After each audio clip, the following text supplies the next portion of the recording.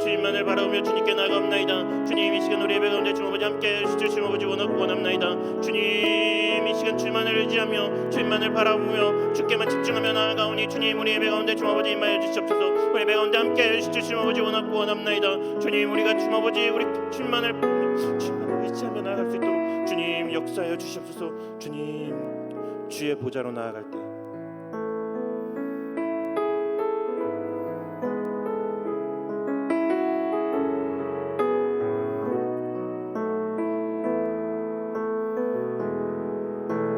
주의 보좌로 나아갈 때에 어떻게 나가야 할까?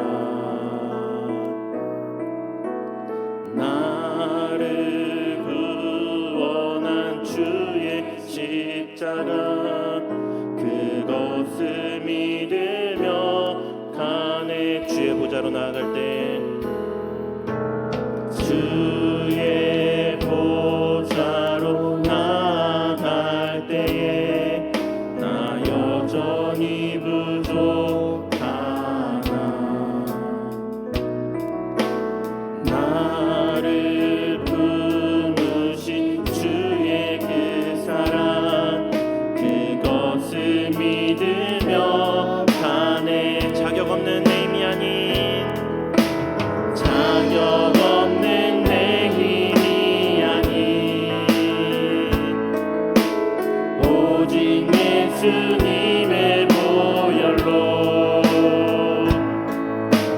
자격 없는 내 힘이 아닌 오직 예수님의 보혈로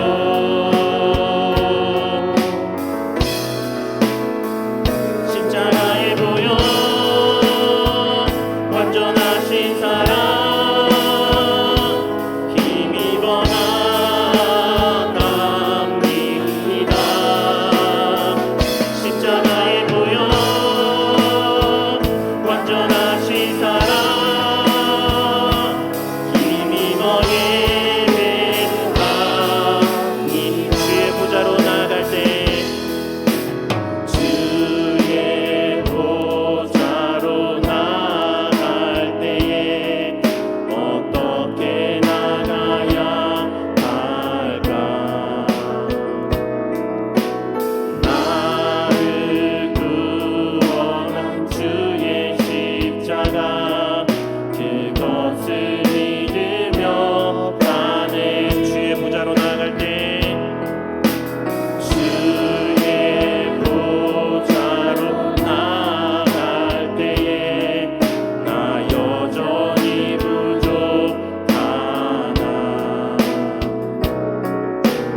나를 품으신 주의 그 사랑 그것을 믿으며 가네. 자격 없는 내 힘이 아닌 자격 없는 내 힘이 아닌 오직 예수님의 보혈로 자격 없는 내 힘이 아닌 오직 예수님의 보혈로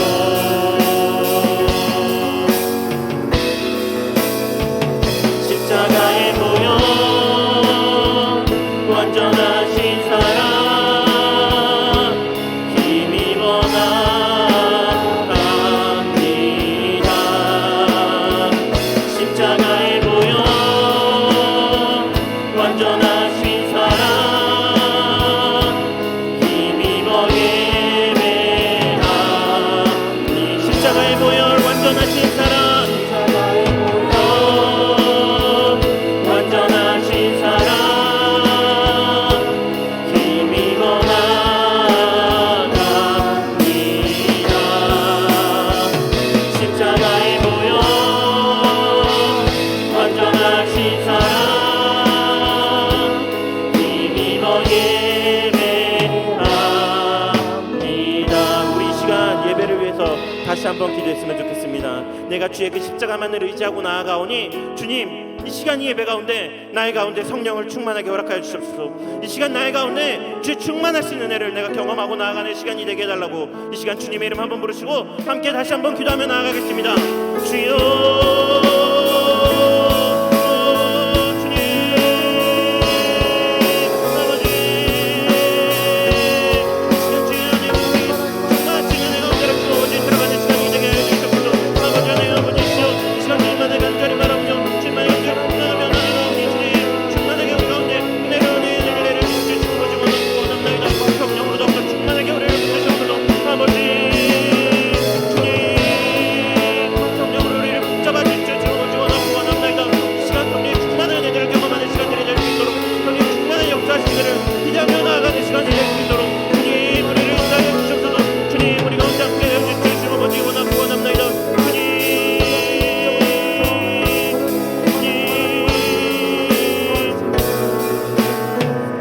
자격 없는 내 힘이 아닌 자격 없는 내 힘이 아닌 오직 예수님의 보혈로 자격 없는 내 힘이 아닌 오직 예수님의 보혈로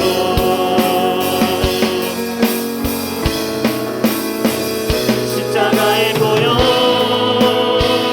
완전하신 사랑 힘입어 나갑니다.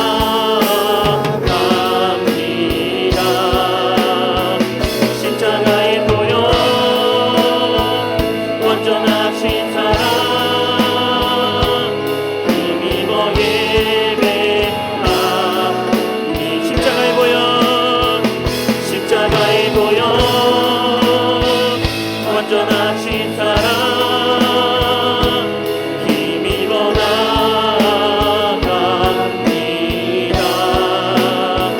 십자가의 보혈 완전하신 사랑 힘입어 예배합니다. 그 보혈의 완전하신 사랑에 주님께 영광의 박수 올려드리겠습니다.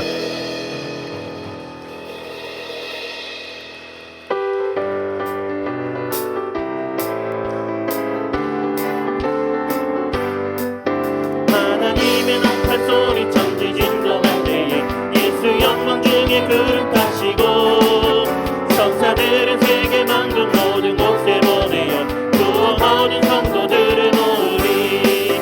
나 밝은 새 나의 이름 나 밝은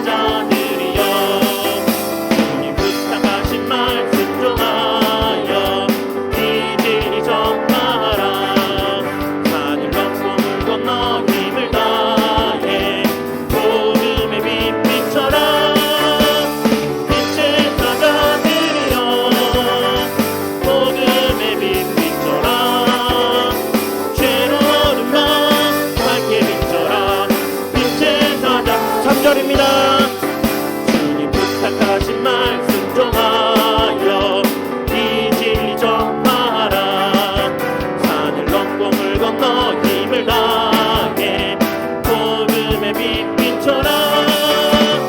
빛의 사자들이여 복음의 빛 비춰라. 새로운 것 밝게 비춰라.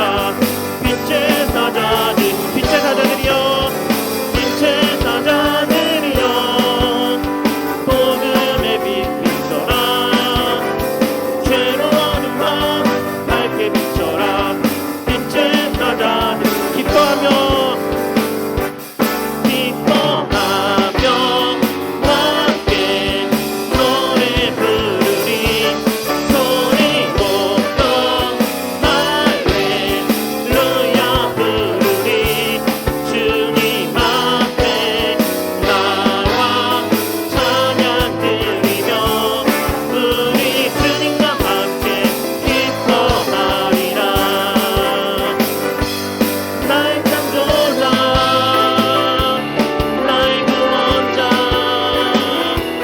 가장 귀한 나의 예수님 찬양합니다.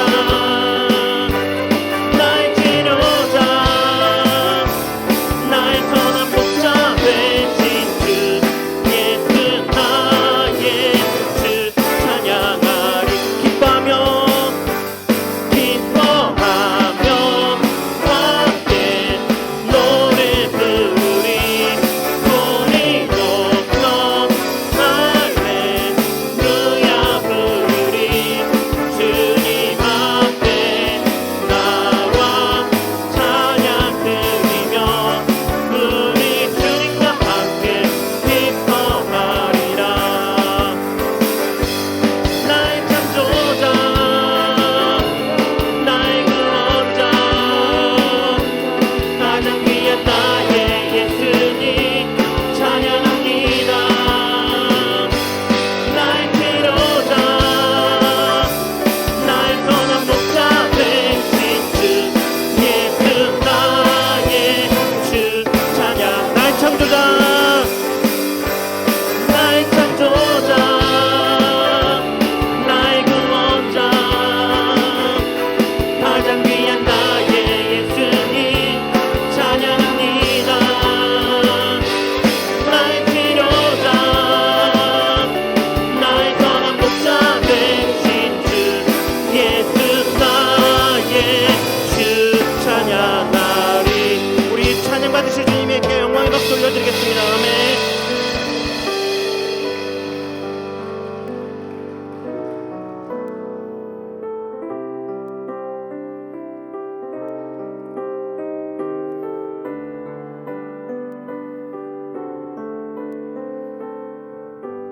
모든 영광을 하나님께 모든 영광을 하나님께 모든 영광을 하나님께 온 마음과 뜻 다해 주사모합니다. 모든 영광을 하나님께. 예수님 찬양 받으소서. 예수님 찬양 받으소서.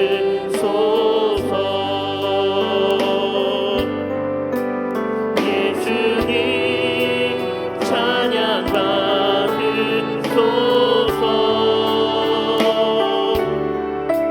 죄 사했네 우리 위해 성령 주셨네. 예수님 찬양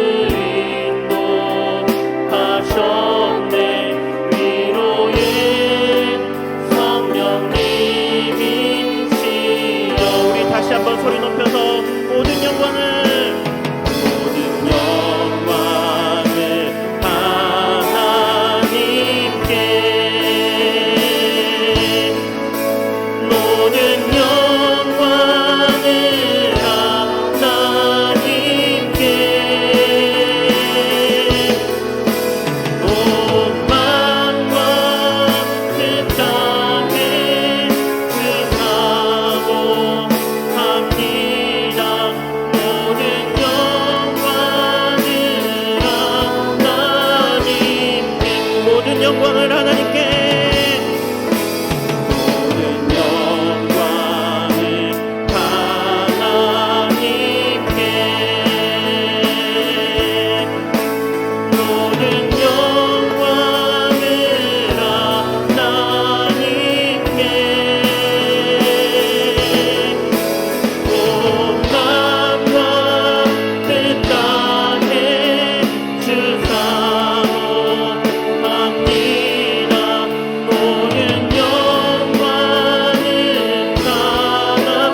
마지막으로 고백합니다. 모든 영광을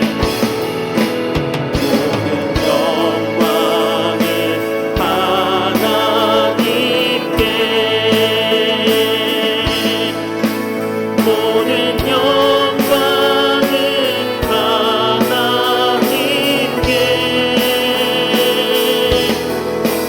온 땅과 뜻 땅에 주 사모합니다. 모든 영광을 하나님께. 우리 이 시간 함께 예배를 위해서 같이 기도했으면 좋겠습니다. 오늘 말씀을 전하시는 목사님 가운데 성령으로 더욱더 충만하게 하시고, 또 말씀을 듣는 우리 마음 가운데 또한 성령으로 충만하게 하여달라고, 이 시간 성령께서 함께 일하시고 역사하시고 이 시간 주님의 나라를 바라보고 주께 영광 올려드리는 예배가 되게 해달라고 주님의 이름 한번 부르시고 예배를 위해서 함께 기도하며 나아가시겠습니다. 주여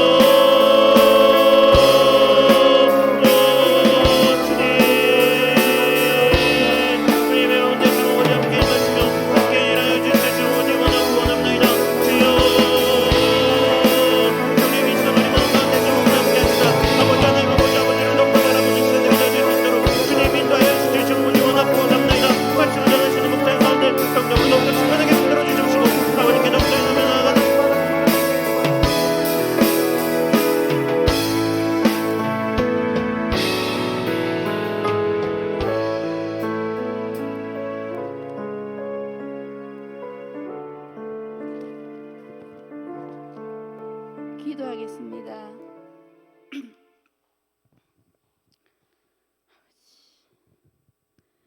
영광 중에 홀로 계신 존귀하신 하나님 아버지, 크신 은혜와 사랑에 깊이 감사를 드립니다.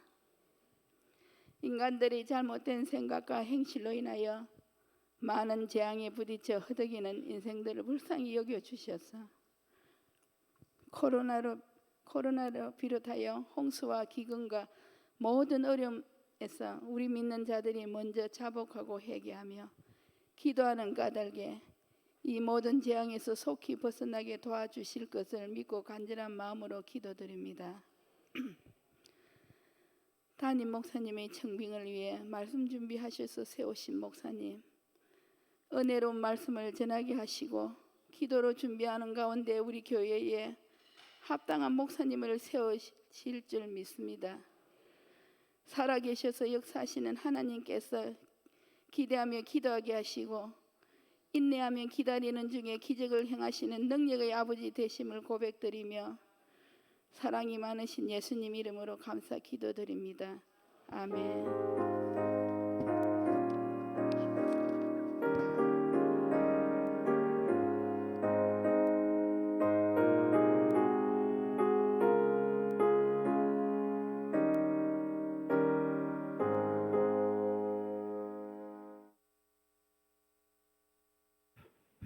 오늘 우리에게 주신 하나님의 말씀은 구약성경 시편 143편 1절로부터 12절입니다.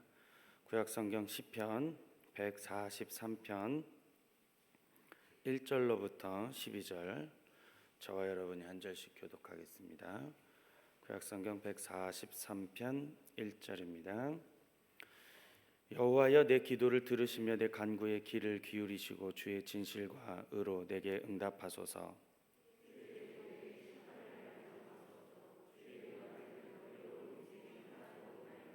원수가 내 영혼을 핍박하며 내 생명을 땅에 엎어서 나로 죽은 지 오랜 자 같이 나를 암흑 속에 두었나이다.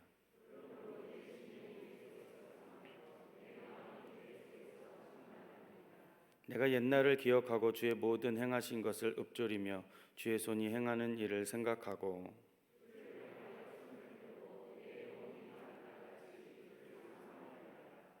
여호와여 속히 내게 응답하소서. 내 영이 피곤하나이다.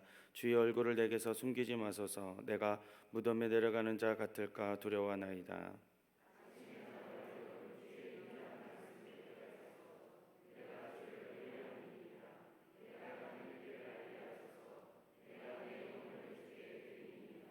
여호와여 나를 내 원수들에게서 건지소서. 내가 주께 피하여 숨었나이다.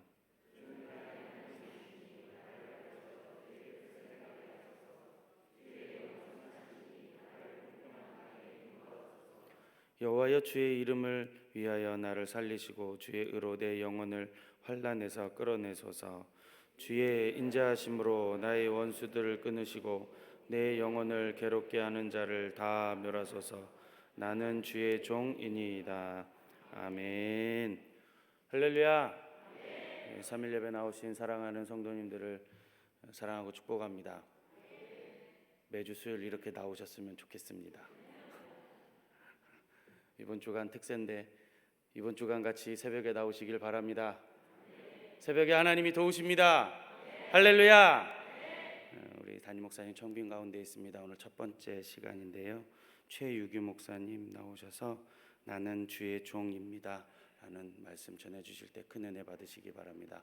우리 목사님 나오실 때 두 손을 번쩍 들어 할렐루야로 환영하십시다. 할렐루야. 할렐루야. 그동안 평안하셨습니까? 네. 다 마스크를 끼고 계셔가지고 표정을 제가 볼 수는 없지만 얼굴들은 다 평안해 보이십니다.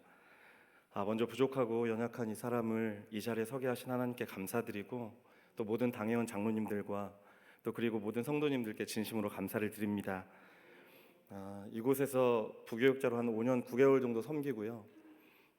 그리고 이제 5년여 만에 다시 이 자리에 서니까 이쪽은 잘 안 보이네요. 이쪽은 잘 안 보이는데 감회가 굉장히 새롭습니다. 창세기 45장에 요셉이 애굽의 이제 총리가 되고 나서 자기를 팔은 그 형제들을 만날 때 너무 반가운 나머지 대성통곡하잖아요. 그 소리가 밖에 들릴 만큼 대성통곡하는데 저는 그 정도는 아니어도 마음이 울컥울컥합니다. 여러분들을 뵈니까 마음이 울컥울컥하고 그래서 제가 좀 눈물이 좀 많은데 울지 않으려고 눈물을 흘리지 않으려고 기도 많이 하고 왔는데 어떻게 될지 모르겠습니다. 혹시 또 눈물 흘리는 것 좀 양해 부탁드리고 혹시라도 울게 되면 눈물 흘리게 되면 양해 부탁드리고 너그러이 양해를 부탁드립니다. 진심으로 반갑고요. 그리고 이 아름다운 성전을 건축하시느라 너무 고생 많으셨습니다. 지난 하나님께서 그 모든 과정들을 다 지켜보고 계시고 다 아시니까 하나님께서 갚아주시고 위로해 주시고 축복해 주실 것을 분명히 믿습니다. 예수 그리스도의 이름으로 축원드립니다. 올해 갑작스런 코로나 바이러스로요 저희들의 삶에 굉장히 많은 어려움이 닥쳤습니다. 특히 교회는 갑자기는 아니지만 교회는 굉장히 지탄의 대상이 되어 버렸습니다. 불교나 천주교는 다 미사나 법회를 중지하고 그리고 다 국가 정책에 따르는데 너희들 교회만 왜 현장 예배를 그렇게 강조하느냐? 왜 무리하게 코로나 바이러스가 퍼지면 어떻게 하려고 왜 그렇게 무리하게 예배드리느냐? 너희들 혹시 예배드리다가 확진자가 나오면 구상권 청구하겠다라는 그런 비난과 그리고 모든 여론과 신문과 텔레비전 기사를 보니까 다 교회를 욕하는 그런 기사. 그래서 마치 코로나 바이러스의 진원지가 이 교회인 것처럼 모두 그냥 세상 사람들이 저희를 몰아붙이고 있어요. 지난달 6월 말에는 정의당의 심상정 의원과 장혜영 의원의 중심이 돼서요. 여러분 잘 아시는 것처럼 포괄적 차별금지법을 발의했습니다. 이것을 국회에다가 이 법을 제정해 주십시오라고 국회에다 냈어요.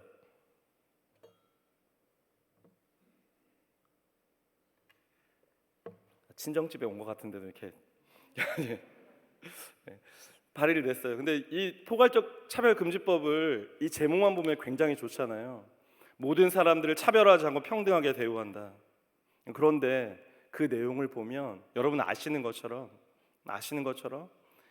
반성경적인 법인 거예요. 에이즈의 근원인 동성애를 옹호하고, 그리고 하나님께서 주신 고유한 남성 여성, 거기에 중성 및 다양한 성이 있다. 그래서 오늘 나는 남자 하고 싶으니까 그럼 남성, 내일은 여자 하고 싶은데 여성, 모레는 남성 여성 다 싫다 중성, 그 외에 모든 성들을, 다양한 성들이 있다고 인정하고 있고, 그런 반성경적인 법이에요. 이 법이 만약에 국회를 거쳐서 제정되게 되면 절대적 진리의 가치인 성경이 불법책이 되는 거고요. 하나님의 말씀이 불법이 되는 거고요. 그리고 목회자가 이 강단에 서서 동성애가 죄입니다, 신천지 같은 이단은 죄인입니다라고 이게 설교하게 되면 감옥에 가거나 아니면 징벌적 배상금이라고 그래서요, 한 번만 벌금을 내는 것이 아니라 그 발언을 할 때마다 계속 벌금을 내게 만드는 악법인 거예요. 비단 목회자뿐만이 아니고요. 예를 들어서 그런 일은 있어서는 안 되겠지만 남자 며느리가 집에 들어오고 여자 사위가 집에 들어왔을 때 나 너 며느리로 인정하지 않을 거야, 나 너 사위로 인정하지 않을 거야 라고 얘기했을 때 그 사람이 마음이 상해서 고소하잖아요. 그러면은 처벌받아요. 이런 악법, 또 우리 자라나는 다음 세대들에게 하나님께서 주신 남성과 여성이 분명히 있음에도 불구하고 야 중성도 있어, 그리고 중성에 다른 성들도 있어라고 말해서 정체성에 혼란을 가져오게 만들어서요, 극단적으로는 자살까지 이르게 만드는 아주 악법이에요. 지금 교회는 그런 코로나19 바이러스나 포괄적 차별금지법이나 여러 가지의 다양한 공격들에 의해서 지금 사실은 둘러싸여 있는 거죠. 개인적으로도 이런 어려운 문제를 만난 분들이 많이 계실 것입니다. 그런데 우리가 중요한 사실은요, 이 모든 상황들은 하나님께서 허락하셔서 하나님께서 주관하고 계시다는 사실이에요. 여러분 믿으시죠? 그게 로드십, 여호와의 주권이라는 거예요. 하나님이 주관하고 계시고, 그런데 그러면 왜 하나님께서 지금 같은 이 상황을 저희 가운데 허락해 주셨을까? 오늘 본문은요, 이 본문의 말씀을 통해서 그 답을 좀 찾고 싶습니다. 여러분 저희가 읽었던 시편은 몇 편까지 되어 있죠? 총 150편으로 되어 있어요. 150편으로 되어 있고 저자도 굉장히 다양합니다. 가장 많이 썼던 다윗, 그다음에 솔로몬, 모세, 아삽, 다양한 그런 저자가 있고요. 또 형식에는 개인적인 참회시라든가 탄원시라든가, 주님 제 사정을 주님께 호소합니다, 주님 도와주세요라고 고백하는 탄원시라든가, 그리고 간구시라든가 감사시들이 있어요. 근데 오늘 본문 143편이 속해 있는 이 시의 형식은 뭐냐면 참회시예요. 총 시편 150편에 참회시가 몇 개가 있냐면 3편, 31편, 38편, 51편, 그 다음에 102편, 그 다음에 130편, 143편, 총 7편의 참회시가 있는데 그 중에 하나인 거예요. 여러분 참회가 뭔가요? 하나님 앞에 회개하는 거예요. 하나님 앞에 회개의 시가 바로 이 참회의 시인 거예요. 근데 오늘 본문은 바로 다윗이 참회하는 시라는 거죠. 근데 왜 다윗이 참회하고 있을까요? 왜 참회하고 있냐면 거기 143편의 표제가 뭐라고 되어 있어요? 표제가 뭐죠? 다윗의 시.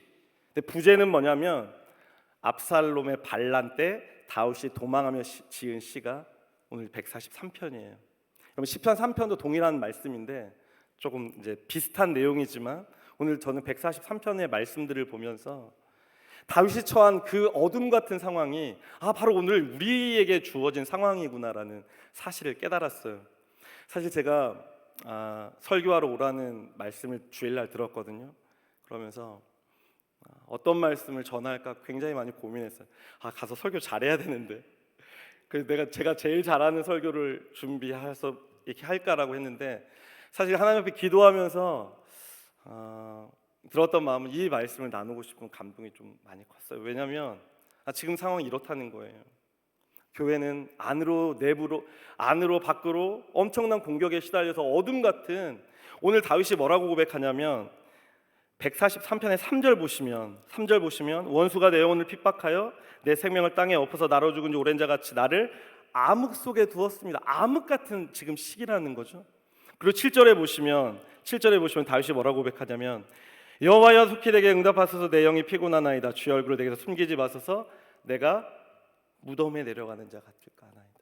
그러니까 다윗이 지금 만난 상황이 암흑이요 무덤 같은 상황이라는 절망의 상황인 거죠. 교회도 바로 지금, 그리고 우리 개인적인 부분들도 이런 문제를 만나신 분들도 있다는 거예요. 여러분, 다윗이 왜 이런 상황을 만났을까요? 다윗은 참 원수가 많았어요. 그렇죠? 처음에 골리앗이 원수였고, 그 다음에 몸 바쳐서 충성했던 사울의 질투와 분노로 사울의 원수가 되고, 수많은 적군들의 원수가 되었던 게 다윗이었는데, 압살롬이 여러분 누구죠? 압살롬이 누구죠? 예, 다 말씀하신 걸로 믿겠습니다. 마스크 끼셔가지고 압살롬이 다윗의 아들이잖아요. 하다 아들의 반란 때문에 지금 도망해서 쫓기는 신세가 된 거예요. 여러분, 가장 큰 배신감은 가장 사랑하는 사람으로부터 오는 배신이라고 해요. 다윗의 마음이 어땠을까요? 그가 받았던, 다른 원수들에게 받았던 그 충격보다 다윗이 받은 그 충격은요 엄청났을 거예요. 오늘 마치 다윗이 참 자신의 그 심정을 잘 고백했던 암흑이고 무덤이었다.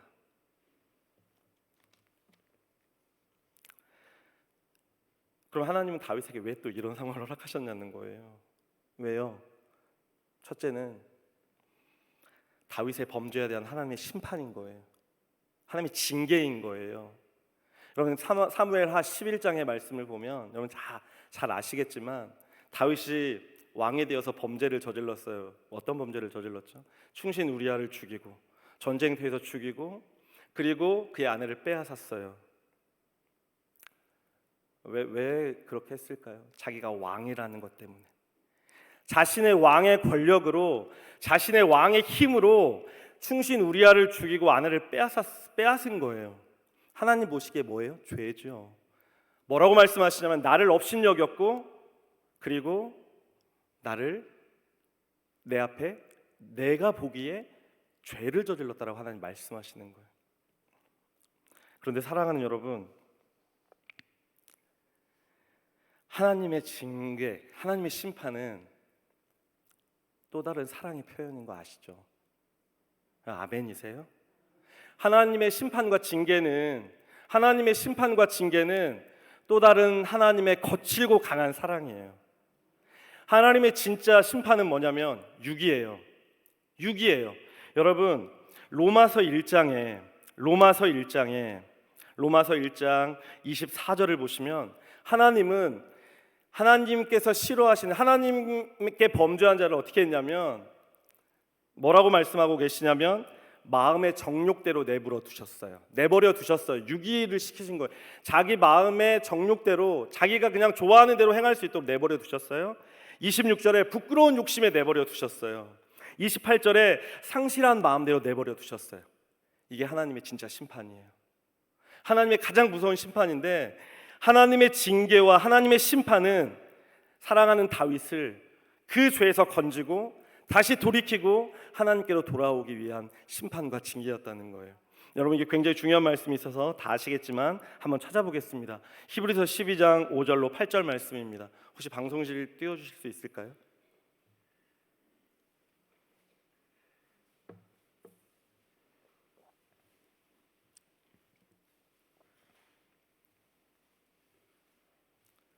히브리서 12장 5절부터 8절까지 말씀입니다. 떴습니다. 우리 함께 읽어보십니다. 시작. 또 아들들에게 권하는 것 같이 너희에게 권면하신 말씀을 잊었도다. 일러스되 내 아들아, 주의 징계하심을 경히 여기지 말며 가볍게 여기지 말며 그에게 꾸지람을 받을 때 뭐하지 말라? 낙심하지 말라. 다음이요. 주께서 그 사랑하시는 자를 어떻게 해요, 여러분? 징계하시고 그가 받아들이시는 아들마다 채찍질 하였으니 너희가 참음은 징계를 받기 위함이라. 하나님이 아들과 같이 너희를 대우하시나니 어찌 아버지가 징계하지 않는 아들이 있으리요. 징계는 다 받는 것이거늘 너희에게 없으면 사생자요 친아들이 아니니라. 이게 하나님의 거친 사랑이에요. 하나님의 거칠고 강한 사랑이에요. 여러분이 아시는 것처럼 저는 4명의 여자들 사이에서 살고 있습니다. 첫째는 우리 아내고요. 그 다음은 저희 셋 딸인데요. 이 셋 딸들이 저를 닮아서 참 말을 잘 안 들어요. 참 말을 좀 잘 들었으면 좋겠는데 저를 닮았겠죠. 저희 아내는 말을 잘 듣는데 저는 말을 그래서 이제 말을 잘 안 들어서 이렇게 좀 혼내려고 이제 하면 이제 그만해라 이렇게 하면 그렇게 좀 조용히 나지막하게 말해서 들으면 얼마나 좋겠어요. 그럼 아빠 목사 체면도 세워주는 거고 자기도 상처를 덜 받는 건데 애들이 말을 안 들어요. 어떻게 하면 그만해라 이제 목소리 톤이 올라가는 거죠. 그래도 말을 안 들으면 결국 어떻게 해요? 주걱으로 때리죠. 주걱으로 손바닥을 때려요. 이제 딱 한 대 때리면 근데 이제 여러분 전 자주 폭력을 사용하지는 않습니다. 폭력을 자주 하진 않지만 이제 어쩔 수 없을 때는 이제 사용하는데 딱 한 대 맞으면 이제 정신이 돌아오는 거예요 그때. 그리고 나서 아빠 잘못했어요. 다음부터 안 그럴게요. 회개하거든요. 근데 이제 가끔씩 이 곤조가 있는 딸이 있어요. 이게 좀 한 대 맞아도 아빠 제가 뭘 잘못했어 이러는 거예요. 그럼 또 한 대 맞아요. 그러면 이제 그때서야 비로소 아빠 잘못했어요.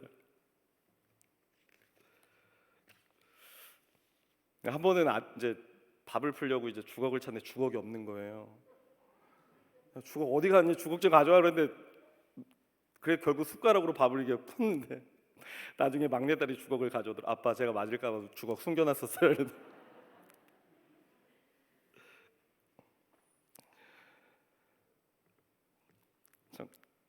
근데 그 징계가 그 아이들이 잘못했다는 것을 깨닫고 자기가 뭘 잘못했는지 물론 그럴 거예요. 제가 자기에 맞는 게 무서워가지고 그 징계를 받을 수도 있지만 그 징계를 통해서 내가 무엇을 잘못했는지 깨닫고 돌아오는 거거든요. 하나님의 심판과 징계의 목적은 우리가 다시 하나님 앞에 회개하는 마음으로 서는 거예요. 여러분 저희는 다 죄인입니다. 여기서 어떤 누구도 의인, 하나님께서 인정하시는 의인은 없어요. 다 죄인이기 때문에 저희는 그 죄인이라는 뜻은 뭐냐면 죄를 얼마든지 저지를 수 있는 가능성이 있는 사람이라는 거예요. 근데 그때마다 하나님은 징계를 통해서 우리가 다시 하나님께로 돌아오기를 원하시는 거예요. 여러분 하나님께서 다윗 너무 사랑하신 거 아시죠? 사도행전 13장에 보면 내가 이새의 아들 다윗을 만나니 내 마음에 합한 사람이다. 내가 그를 통하여 내 뜻을 이룰 것이다라고 하나님은 다윗을 극찬하시거든요. 하나님이 사랑하시는 아들마다 징계하십니다. 그래서 징계를 받을 때 가볍게 그냥 넘기지 말고 하나님 나만 싫어하시는 것 같아라고 낙심하지 마시고 회개하면서 연단을 받으셔야 되는 거예요. 저희가 다시 한번 히브리서 12장 11절부터 다시 한번 말씀 한번 보겠습니다. 히브리서 12장 11절부터 다시 함께 읽습니다. 시작. 무릇 징계가 당시에는 즐거워 보이지 않고 슬퍼 보이나 후에 그로 말미암아 연단받은 자들은 의와 평강의 열매를 맺느니라. 징계가 당시에는 즐거워 보이잖아요. 잠깐만요. 앞으로 다시 한번 돌려보시면 당시에는 즐거워 보이지 않고 슬퍼 보이지만 그 후에는 뭐를 받아요, 여러분? 연단 받아요. 연단을 받아서 계속 이렇게 정금처럼 이렇게 훈련되어져서 의와 평강의 열매를 맺는다는 거예요. 다음은요, 말씀요. 그러므로 피곤한 손과 연약한 무릎을 어떻게 해요? 일으켜 세워라. 일으켜 세워라. 그 다음이요. 너의 발을 위하여 곧은 길을 만들어 저는 다리로 하여 어그러지지 않고 어떻게 해요, 여러분? 고침을 받게 하라. 다시 하나님 앞에 돌아와서 다시 하나님 앞에 나와서 이런 고침을 받으라는 그 목적이 바로 징계인 거예요. 둘째는요, 정체성의 회복이에요. 여러분 정체성이라는 게 아이덴티티가 뭐냐면 나는 누구인가? 나는 누구인가? 나는 무엇을 하며 살 것인가? 이게 정체성이거든요. 너의 정체가 뭐냐? 뭐 이렇게 물어볼 때 너의 정체를 밝혀라 할 때 쓰는 말이 이 정체라는 말이에요. 정체성의 회복. 여러분, 다윗의 정체성이 뭐냐면 다윗을 하나님께서 왕으로 세우셨잖아요. 하나님을 왕으로 섬기고 다윗은 그 밑으로 가서 하나님의 영광을 드러내는 게 다윗의 정체성이에요. 그게 정체고 우리의 정체인 거예요. 그런데 다윗이 자신을 왕으로 세우고 진정한 왕이신 하나님을 믿고 왕의 권력으로 신하를 죽이고 신하의 부인을 빼앗았어요. 결국 뭐냐면 하나님이 왕이 되신 그 자리에 자기가 올라가서 자기 마음대로 휘저어버린 거예요. 여러분, 그런데 그 결과가 지금 뭐예요? 살인과 간음과 폭력과 반란인 거예요. 로마서 6장 20절부터 21절에 바울 사도는 저희들에게 그렇게 얘기해요. 뭐라고 얘기하냐면 너희가 종이 되었을 때에 의에 대해서 자유로웠느니라. 너희가 죄의 종이 되었을 때에 의에 대해서 자유로웠느니라. 이게 무슨 말이냐면 죄의 종이란 것은 내 욕심의 정욕대로 행할 때, 내 마음대로 행할 때 의에 대해서 자유로웠다는 거예요. 의에 대해서 자유로웠다는 말씀은 뭐냐면 하나님의 말씀에 전혀 상관이 없었다는 거예요. 그냥 내 마음대로 하나님 말씀에 관계없이 내 마음대로 살았다는 거예요. 그러면서 그렇게 했을 때 21절에 뭐라고 얘기하냐면 그때에 너희가 맺은 열매가 뭐냐는 거예요. 그때 너희가 맺는 열매가 뭐냐, 너희 마음대로 하나님 경외하지 않고 하나님 두려워하지 않고 마음대로 너희가 너희 마음대로 살았을 때 그때 맺은 열매가 뭐냐. 그리고 뭐라고 얘기하냐면 자기 보기도 부끄러운 사망의 열매를 맺었다라고 얘기하는 거예요. 여러분, 저희의 정체성이 혼란스러워지면요 하나님의 자리에 저희가 올라가 있어요. 왕이신 하나님만 섬기고 예배해야 되는데 하나님이 받으실 영광을 저희가 다 가로채고 있는 거예요. 그럼 하나님 그거 기뻐하지 않으세요? 그때 맺는 열매들은 뭐냐면 살인과 간음과 반란과 폭력 같은 것들 뿐이에요. 내가 보기에도 부끄럽고 사망의 열매인 거죠. 여러분, 사단은 이 정체성을 굉장히 많이 저희들을 혼란시켜요. 여러분 잘 아시는 것처럼 마태복음 4장 예수님이 공생애를 시작하시면서 40일 동안 금식하시며 성령에 이끌려서 광야로 나가시잖아요. 그때 마귀가 예수님에게 던진 세 가지의 시험이 있어요. 하나는 돌을 떡덩이로 만들어라. 또 하나는 성전 꼭대기에서 뛰어내려라. 또 하나는 나에게 경배하라. 이 세 가지의 시험이 다 다른데 공통적으로 들어가는 말이 있어요. 그게 뭔지 아세요? 내가 만일 하나님의 아들이어든. 내가 만일 하나님의 아들이어든. 그게 뭐냐면 예수님의 정체성을 시험하는 거예요.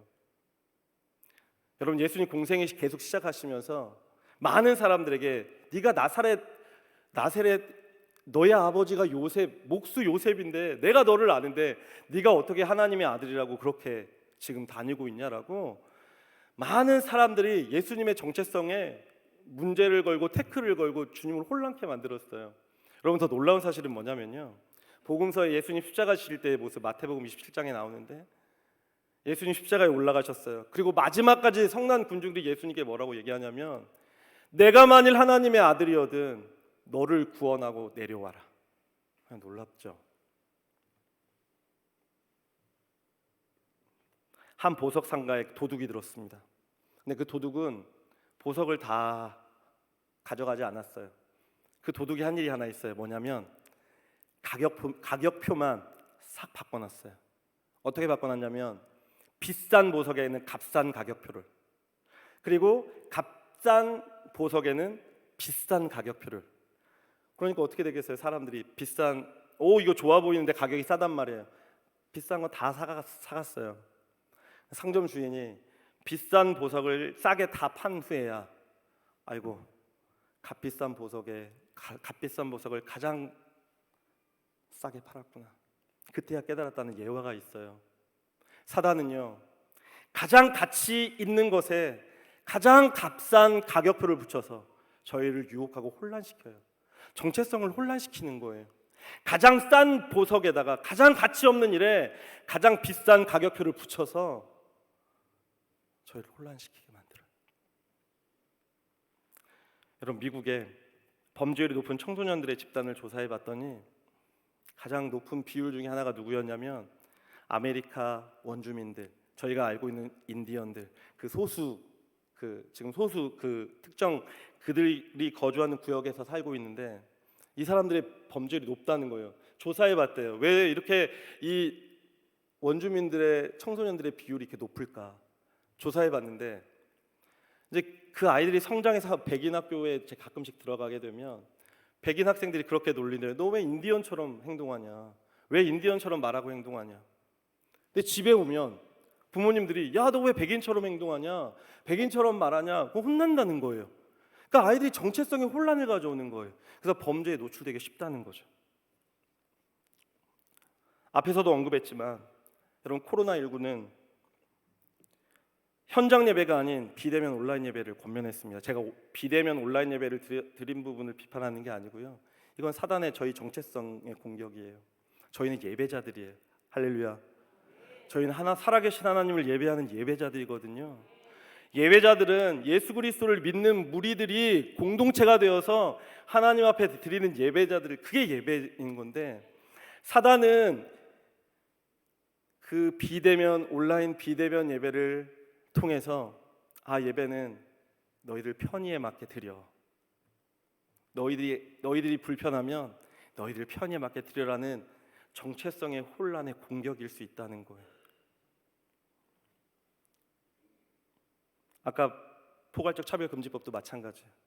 하나님이 주신 성이 있는데, 남성 여성이 있는데 아니야, 남성 여성 중성 또 그 외에 여러 성들이 있어라고 정체성을 혼란시켜 놓는 거예요.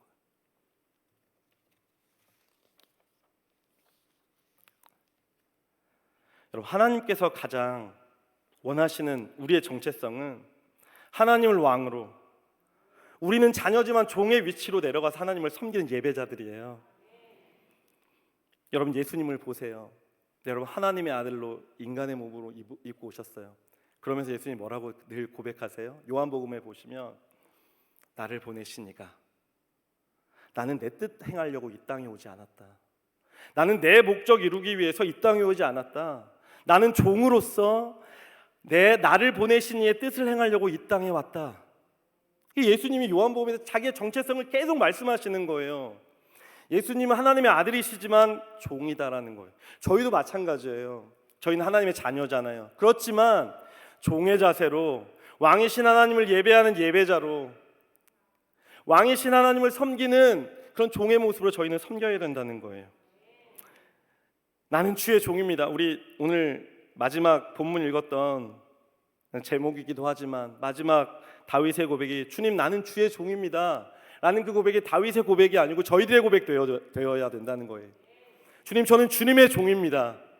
하나님을 왕으로 섬기고 하나님을 왕으로 섬기는 저는 주님의 종입니다라는 그런 고백이 있어야 된다는 거예요. 그 고백이 저희들의 고백 되기를 원합니다. 지금 다윗이 마주한 상황처럼 우리가 마주한 현실은 정말 암흑이요 무덤 같은 상황입니다. 왜냐하면 지금까지 우리의 인생과 가정과 교회의 주인은 다 저희들이었기 때문에 그래요. 우리의 인생의 핸들을 주님께 드리지 않고 그냥 내가 하고 싶어서 내가 주인이 되어서 이런 현실이 되어 왔어요. 그러면 어떻게 주님 주시는 징계를 경히 여기지 않고 낙심하지 않고 그 징계를 통하여 다시 하나님 앞에 회개하는 모습으로 다시 설 수 있을까? 어떻게 하면 나의 정체성, 내가 종이고 왕이신 하나님을 섬기는 이 나의 정체성을 어떻게 회복시킬 수 있을까? 오늘 본문은 말씀하면서 간단하게 보고 말씀을 마치겠습니다. 첫 번째는 뭐냐면 여러분, 기도예요. 할렐루야. 여러분, 제가 여러분들이 담임 목사님 청빙을 위해서 날마다 기도하신다는 말씀들을 좀 들었습니다. 하나님께서, 저는 분명히 믿어요.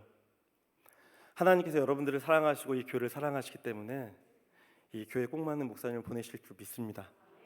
그래서 기도는요, 멈추면 안 돼요. 기도는 아무리 강조해도 지나치지 않아요. 기도의 정의는 너무나도 많아요. 하나님과의 대화이고 영적 호흡이고 능력이고 순종의 열쇠고 모든 영적 전투에 승리할 수 있는 가장 중요한 요소가 기도인 거예요. 하나님을 하나님답게, 예배자인 우리를 예배자답게 할 수 있는 가장 먼저의 그런 수단은 기도예요. 그래서 존 블렌차드라는 분은 뭐라고 얘기하냐면, 기도를 최후의 방법으로 사용하지 말고 이것저것 다 해보다가 기도하는 그렇게 하지 말고 기도를 최초의 방법으로 선택하라. 또 찰스 스탠리 목사님 이런 얘기를 했더라고요. 모든 전투를 무릎으로 싸워라. 모든 전투를 무릎으로 싸워라. 그러면 매번 이길 것이다. 이런 문구를 보았습니다. 오늘 제가 이제 이런 문구를 보았는데요. 하루에 2시간 기도하면 내 영적 생활을 유지할 수 있고, 3시간 기도하면 내 이웃 영혼을 사랑할 수 있고, 4시간 기도하면 내 주님의 몸된 교회를 살릴 수 있고, 5시간 기도하면 내 나라와 내 민족을 구원할 수 있고, 6시간 기도하면 내게 주신 사명 세계 열방을 구원하게 된다. 근데 제가 이 문구를 준비하면서 너무 부담스럽더라고요. 저도 그렇게 못하니까요. 근데 저희가 이런 마음으로 지금 제가 다시 기도의 자리로 나가겠습니다, 다시 기도하겠습니다라고 고백한다면 하나님은 저희들을 통하여 놀라운 일들을 이루실 것입니다. 본문 1절에서 4절을 간단하게 보시면 다윗은 자기가 죽을 죄를 저지른 것을 알고도 하나님의 얼굴을 피하여 숨지 않았어요. 여호와여, 첫 번째 이 143편의 고백이 여호와여, 여호와 이름을 부르는 거예요. 자기가 죽을 죄 저질렀잖아요. 그러면서 하나님 피하지 않아요. 여호와여. 그래서 저는 그렇게 고백합니다. 염치는 사람들 사이에서 하는 거고요, 사람들 사이의 예절이고요, 하나님 앞에는 염치 없어요. 여러분, 하나님 앞에 염치 없어요. 아무리 죽을 죄를 저질렀더라도 다시 하나님 앞에 여호와여 이름을 부르며 나오셔야 되는 거예요.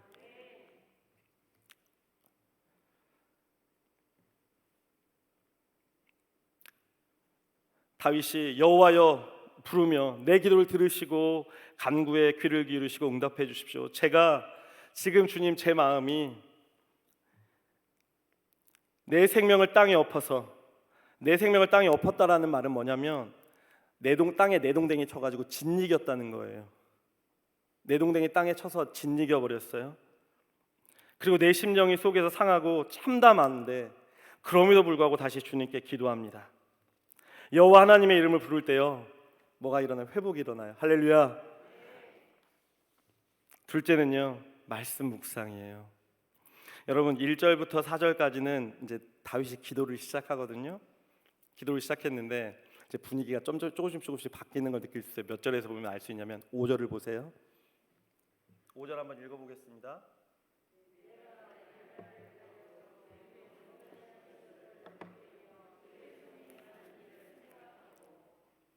아멘. 기도했더니 어떤 일이 벌어지냐면 내가 옛날 일을 기억했어요. 기억이란 단어 중요하고요. 주의 모든 행하신 것을 읊조리며라는 단어 중요해요. 그 다음에 주의 손 행한 일을 생각하고, 생각이라는 단어가 중요해요. 이 세 가지의 단어가 굉장히 중요해요. 기억, 자카르라는 히브리어고요. 읊조린다라는 것은 여러분 하가 많이 들어보셨죠?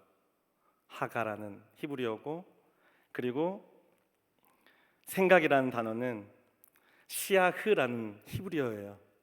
근데 이 단어 세 개가요, 다 묵상하다라는 뜻과 연관이 돼 있어요. 암흑과 어둠 같은 상황 속에서 다윗이 기도했더니 하나님께서 옛날 일을 어떻게 했냐면 기억하게 하셨어요. 주의 모든 행하신 것을 읊조렸더니 주의 손이 행한 일이 생각나게 하셨어요. 자기가 목동이었을 때, 그리고 그 목동이었던 자신을 왕으로 세워주시고 골리앗에게서 구원해 주시고 사울에게서 구원해 주시고 모든 원수들로부터 구원하신 하나님의 위대하신 구원의 사건들이 생각나게 된 거예요. 여러분, 지금은 영적 전쟁의 시대예요. 영적 전쟁은 세계관의 전쟁이에요. 세계관의 전쟁이란 게 뭐냐면 우리의 광대하고 넓은 생각을 누가 지배하느냐, 하나님의 말씀이 지배하느냐 아니면 사단이 지배하느냐의 그 싸움인 거예요. 하나님의 말씀이 내 머리에 생각나고 기억되고 내가 계속 묵상하고 읊조릴 때 하나님의 놀라우신 구원이, 과거의 구원이 오늘 구원으로 이렇게 소환이 되는 거예요.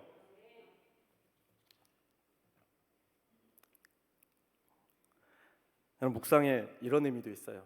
하가라는 뜻 어떤 의미도 있냐면 으르렁거리다라는 뜻도 있어요. 으르렁거리다. 으르렁거리다. 왜 으르렁거리겠어요? 맹수가 먹이를 찾을 때 으르렁거리는 뜻이 바로 묵상이에요. 맹수가 으르렁거리는 저 먹이 잡지 않으면 난 죽는다. 난 저 먹이 잡지 않으면 나는 죽는다라는 그 동물의 본능적인 그것 때문에 으르렁거리면서 먹이를 쫓아가는 거예요. 묵상이 그런 거예요. 하나님의 말씀이 아니면 나는 죽는 거예요. 그런 간절한 마음으로 말씀을 받는 거예요. 말씀을 읽고 설교를 듣고 암송하고 묵상하고 공부하고 말씀 안에 들어가는 거예요. 제가 요즘에 20년 전에 사놓은 묵상하는 그리스도인이라는 책이 있었거든요. 제가 그 책을 너무 읽고 싶어서 샀는데요. 이게 뭐 바쁜 일이 있다 보니까 뭐 이게 핑계 뒤로 미루다가 이제 이번에 코로나가 터지면서 이제 교회 일도 좀 이제 덜 바쁘겠는데 할 일 이게 신방하고 이제 뭐 여러 가지 행사들을 했는데 그게 다 취소가 돼서 제가 묵상하는 그리스도인이라는 책을 이제 20년 만에 읽은 거예요. 제가 읽으면서 너무 은혜를 받았어요. 이 하나님의 말씀이 여기 있는데, 하나님의 말씀이 하나님이 이미 주셨는데 나는 엉뚱한 데서 하나님 저 만나주세요, 하나님 저를 좀 만나주세요라고 기도하고 엉뚱한 거 찾고 있었던 거예요. 제가 그래서 거기에서 이걸 권면하더라고요. 한 줄 묵상, 하루에 한 줄 묵상, 한 줄씩 본문을 정해서 하루에 한 절씩 묵상하는 건데 제가 그걸 시작했어요. 그 은혜가 너무 말씀하신 하나님을 그 말씀 가운데 계속 만나는 거예요. 여러분, 그 맹수가 그 먹이를 찾아서 으르렁거리면서 그 맹수를 잡으려고 쫓아가는 맹수가 먹이를 잡으려고 쫓아가는 것처럼 저희는 하나님의 말씀을 그렇게 받아들여야 돼요. 그렇지 않으면 저희들의 영혼은 다 말라 죽어요. 다윗이요, 말씀을 묵상했더니 6절에 보니까 우리 6절 말씀 함께 읽어보겠습니다. 시작. 주를 향하여 손을 펴고 내 영혼이 마른 땅같이 주를 사모하나이다. 말씀을 묵상했더니 더 주님을 적극적으로 찾게 되는 거예요. 그리고 8절에 어떤 고백하고 있어요? 아침에 나로 하여금 주의 인자한 말씀을 듣게 하소서. 내가 주를 의뢰함이니이다. 내가 다닐 길을 알게 하소서. 내가 내 영혼을 주께 드림이니이다. 여러분, 도망자가 내일 일을 알 수 있겠어요? 내일 아침을 기대할 수 있겠어요? 말씀을 묵상하니까 희망이 생기는 거예요. 그러면서 주님, 저로 날마다 주님의 말씀을 듣게 해주십시오. 날마다 주님의 말씀을 알려주십시오. 그리고 제가 어디로 가야 될지를 주님 알게 해주십시오. 이게 회복이잖아요.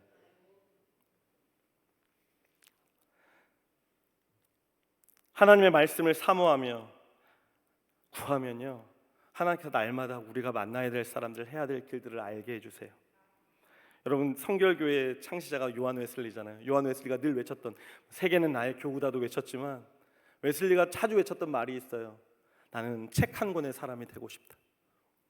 나는 이 성경책 한 권의 사람이 되고 싶다라고 그렇게 외치면서 요한 웨슬리는 종교개혁을 일으켰어요. 여러분, 성경에는요 약 31,102구절이 있대요. 이거 외우느라 좀 힘들었어요. 31,102구절에 신구약 합쳐서 31,102구절의 말씀들이 있대요. 그런데 여러분, 그 구절 중에 한 구절이 나에게 직접 임하는 레마의 말씀이 된다면, 이 성경책에 문서화되어 있는 말씀이 아닌 살아서 내 마음 가운데 임하는 레마의 말씀이 된다면, 그럼 회복이 거기 있는 거예요. 세 번째는요, 저희가 잘 알고 있는 것처럼 성령님의 도우심입니다. 기도를 통하여, 말씀을 통하여 다윗은 회복됐어요. 사실 기도와 말씀의 회복은 다 성령님의 역사예요. 성령님의 역사가 아니면 저희는 기도의 감격과 기도의 능력을 경험할 수 없고, 말씀을 읽어도 깨달을 수 없고, 말씀을 들어도 깨달을 수 없게 되는데, 성령님의 도우심이 있을 때 기도와 말씀을 통해서 우리는 회복되게 되는데요. 우리 10절 말씀 함께 읽어보겠습니다. 10절 말씀 시작. 주는 나의 하나님이시니 나를 가르쳐 주의 뜻을 행하게 하소서. 주의 영은 선하시니 나를 공평한 땅에 인도하소서. 말씀하고 있어요. 주님, 주는 나의 하나님이십니다. 다시 정체성이 회복됐죠. 나를 가르쳐 주의 뜻을 행하게 하소서.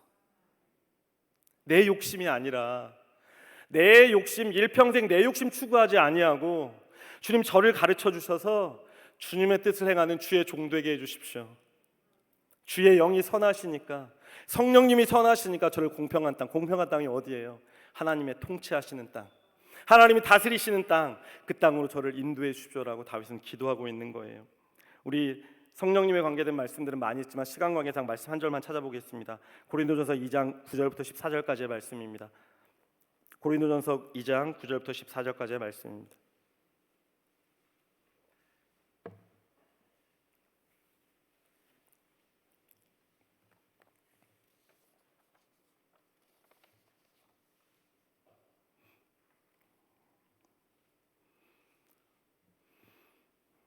우리 함께 읽어보십니다. 시작. 기록된 바 하나님이 자기를 사랑하는 자들을 위하여 예비하신 모든 것은 눈으로 보지 못하고 귀로 듣지 못하고 사람의 마음으로 생각하지 못하였다함과 같으니라.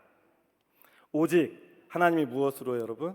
성령으로 이것을 우리에게 보이셨으니 성령은 모든 것 곧 하나님의 기쁜 것까지도 통달하시느니라. 사람의 일을 사람의 속에 있는 영 외에 누가 알리요? 이와 같이 하나님의 일도 하나님의 영 외에는 아무도 알지 못하느니라. 주의 뜻을 행하려면 누구의 도우심을 받아야 된다고요? 성령님의 도우심. 여러분, 이 10절이 주의 뜻을 행하게 하십시오. 저를 가르쳐서 주의 뜻을 행하게 하십시오. 이것이 다윗의 고백의 결론이에요. 그리고 아까 마지막 읽었던 저는 주의 종입니다. 이게 다윗의 결론이에요.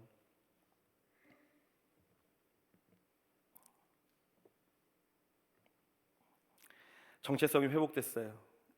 주만이 나의 하나님이시고 나는 종으로 하나님의 뜻을 행하는 사람이에요. 하나님의 뜻이 뭘까요? 요한복음 3장 16절, 요한복음 6장 40절.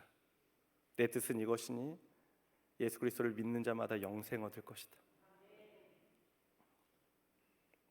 주의 종은 바로 하나님 나라인 예수님 전에서 그들의 생명을 전하는 일입니다. 주의 나라가 임하는 그 땅, 주의 통치가 임하는 그 땅이 바로 공평한 땅이고, 주의 종은 성령님의 도우심을 받아 예수님을 통해서 하나님의 나라를 소유하도록 전하는 사람이에요. 우리를 돕는 분이 바로 성령 하나님이십니다.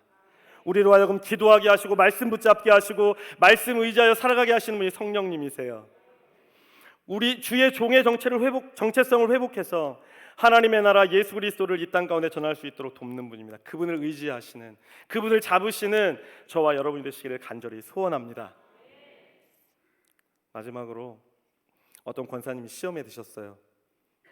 개업 예배를 드리는데 담임 목사님, 저희 교회 말하는 거 아니고요, 이제 예화예요. 담임 목사님께서 어떤 말씀을 주실지 굉장히 기대하고 있었는데 룻기 1장 1절부터 5절까지 말씀을 주셨어요. 그럼 룻기 1장 1절부터 5절까지 말씀이 무슨 말씀이에요? 사사들이 치리하던 그때 예루살렘에 흉년이 들었는데 그 한 부부 나오미와 엘리멜렉이 예루살렘에서 살다가 모압으로 떠났어요. 그래서 어떻게 됐어요?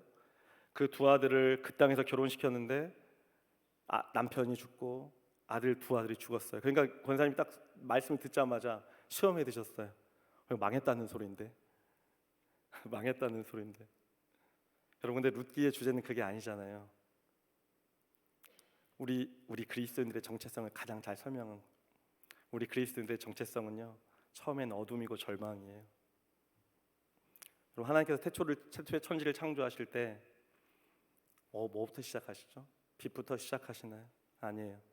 태초에 하나님이 천지를 창조하시니라 땅은 공허하고 땅은 혼돈하고 어둠이 깊은 가운데 있더라. 그때 하나님이 말씀하셨어요. 빛이 있으라. 천지가 창조되니, 근데 그 시간순을 보세요. 아침이 되고 저녁이 되니 이건 첫째 날이라고 말씀하지 않으세요. 저녁이 되고 아침이 되니 첫째 날이라. 룻기의 주제는 비록 죽음에서 시작됐지만 결론은 다윗의 족보가 시작되는, 예수 그리스도의 족보가 시작되는, 절망이 희망으로 바뀌는, 죽음이 생명으로 바뀌는 그 역사예요. 사랑하는 여러분, 지금 교회가 이런 어둠 속에 있고 이런 어둠을 만난 분들이 계시지만 지금은 하나님이 일하시는 때예요. 그 어둠을 빛으로 바꾸시고 절망을 소망으로 바꾸시고 죽음을 생명으로 바꾸시는 하나님이 일하시는 때라는 거예요. 저희에게 소망이 있는 이유가 바로 그거예요. 교회가 모든 사람들이 욕먹는 국민 욕바지가 돼도 저에게 소망이 있는 것은 그 시간, 이 시간이 하나님이 일하시는 시간. 우리는 하나님을 다시 왕의 자리로 올려드리고 우리는 다시 주의 종의 자리로 내려와서 겸손하게 주의 뜻을 행하는 사람들, 그 사람들이 되어야 되는 거예요. 암흑을 경험하고 계십니까? 기도가 막히셨나요? 하나님께서 말씀하고 계시나요? 말씀하지 않으시나요? 하나님께서 우리를 만나시려고 하는 준비하시고 계시고 이미 일하시기 위해서 레디 하신 상태입니다. 저희는 기도와 말씀과 성령님의 도우심으로 징계를 감사합니다. 주님, 저를 살리시려고, 저를 다시 하나님을 예배하는 예배자로 만드시려고 징계하심 감사합니다. 주님, 저는 주의 종의 자리로 내려가겠습니다. 저의 삶을 통해서 주님의 뜻을 이루시는 영광을 받아 주십시오라고 그렇게 고백하시는 저와 여러분이 다 되시기를 간절히 소원합니다. 우리 찬양 하나 하시고요, 마지막으로 한번 같이 기도하면서 나갔으면 좋겠습니다. 진리라는 찬양입니다.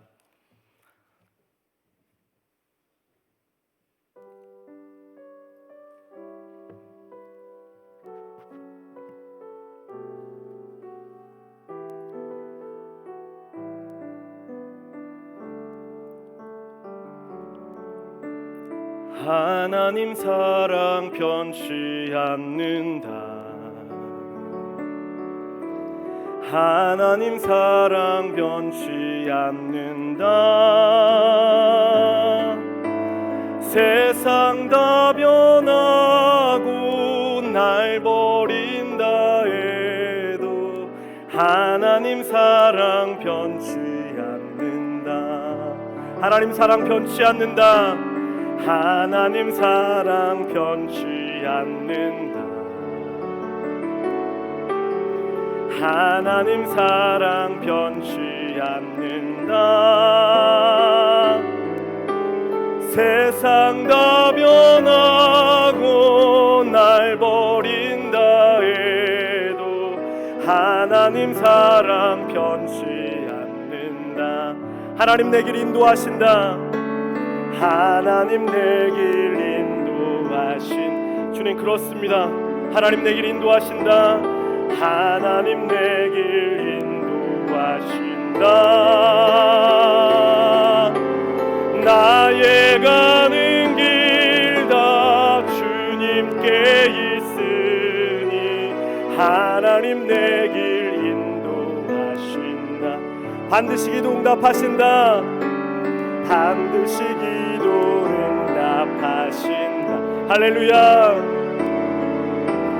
반드시 기도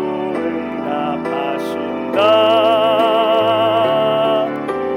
때론 나의 뜻과 다른 길이라도 반드시 기도 응답하신다. 하늘의 것을 구하며 산다. 하늘의 것을 구하며 산다. 아멘.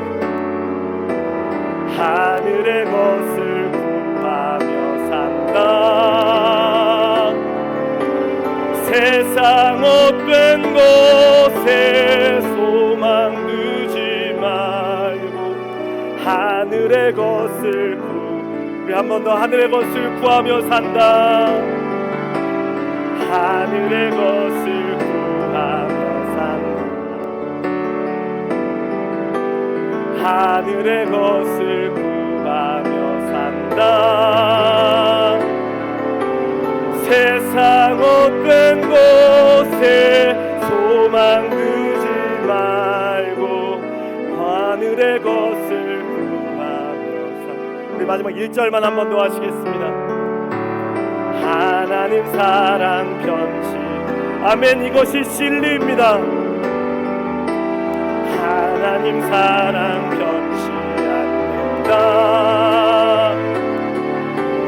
세상 다 변하고 날 버린다 해도 하나님 사랑 변치 않는다. 우리 시간에 함께 한번 같이 기도했으면 좋겠습니다.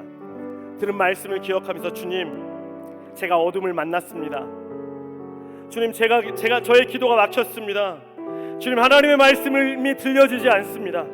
그러나 주님, 제가 다시 주님께 나가기를 원합니다.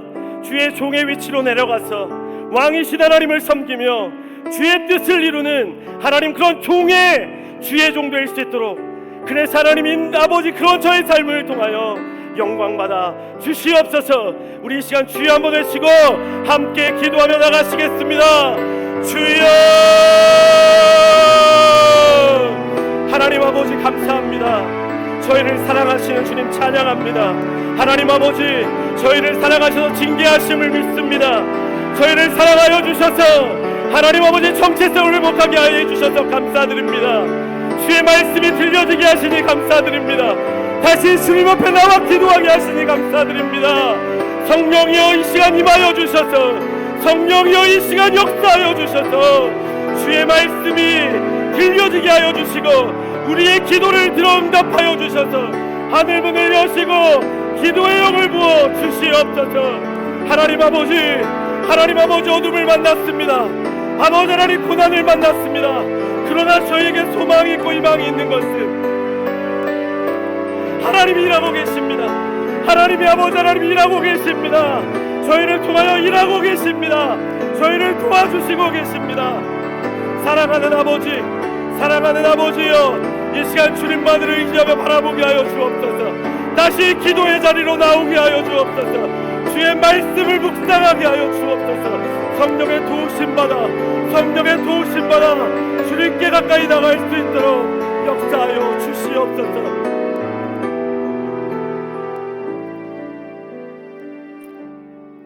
하늘의 것을 구하며 산다. 하늘의 것을 구하며 산다. 하늘의 것을 구하며 산다. 세상 헛된 곳에 소망 두지 말고 하늘의 것을 구하며 산다. 하늘의 것을 구하며 산다. 하늘의 것을 구하며 산다. 하늘의 것을 구하며 산다. 세상 헛된 것에 소망 두지 말고 하늘의 것을 구하며 산다. 하나님 아버지 감사합니다. 지금 암흑을 만났고 무덤 같은 상황을 만났을지라도 저희가 찬양하며 감사할 수 있는 것은, 저희가 소망할 수 있는 것은 우리를 사랑하신 하나님의 징계요, 우리의 정체성을 회복시키기 위한 하나님의 섭리임을 깨달았습니다. 아버지 하나님, 다시 기도의 자리로 나오고 싶습니다. 말씀 붙들고 그 말씀에 생명 걸며 말씀의 사람, 책 한 권의 사람이 되기를 간절히 소원합니다. 성령님의 도우심을 받아서 성령께서 인도하시는 대로 주의 뜻을 행하는 하나님의 사람들 되게 하여 주시옵소서. 그런 교회가 되게 하여 주시옵소서. 하나님, 교회가 간절한 기도를 통하여 아버지 하나님 기도의 간구를 올리고 있습니다. 하나님 들어 응답하여 주셔서 하나님 신실하신 하나님께서 한 번도 저희를 실망시키지 않으시고 신실하게 응답하여 주셨던 하나님께서 신실하게 응답하여 주옵소서. 모든 영광과 찬송을 주님 홀로 받으시고 살아계시고 역사하시는 예수 그리스도의 이름으로 간절히 기도드렸습니다. 아멘.